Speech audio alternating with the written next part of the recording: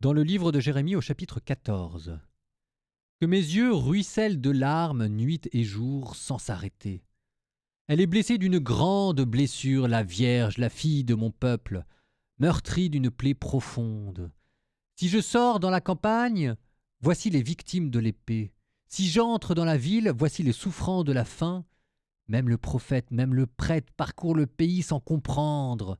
As-tu donc rejeté Juda et tu pris de dégoût pour Sion ? Pourquoi nous frapper sans remède ?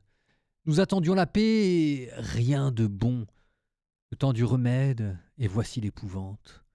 Seigneur, nous connaissons notre révolte, la faute de nos pères.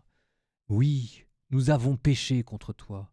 À cause de ton nom, ne méprise pas, n'humilie pas le trône de ta gloire.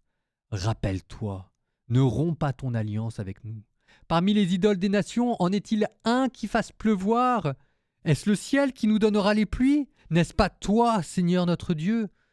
Nous espérons en toi, car c'est toi qui as fait tout cela.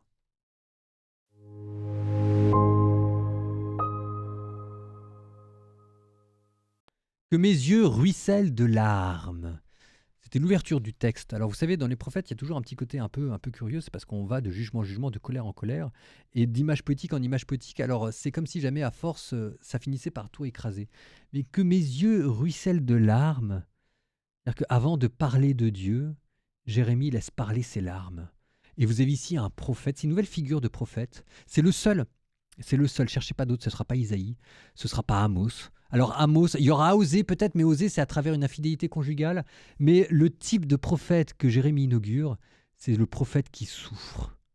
Il y aura un serviteur souffrant dans Isaïe, mais ce sera une prophétie. Ce sera une image du ciel. Là, lui, Jérémie, il le vit dans son cœur. C'est le prophète qui souffre. Ça vous donnera un nom, les Jérémiades, parce qu'il y a de l'émotion dedans.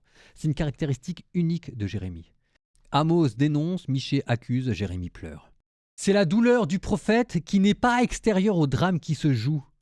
Il appartient au peuple qu'il doit juger. Il appartient au peuple qui va être détruit. Et ce peuple idolâtre, pervers, voué à l'anéantissement, c'est le sien.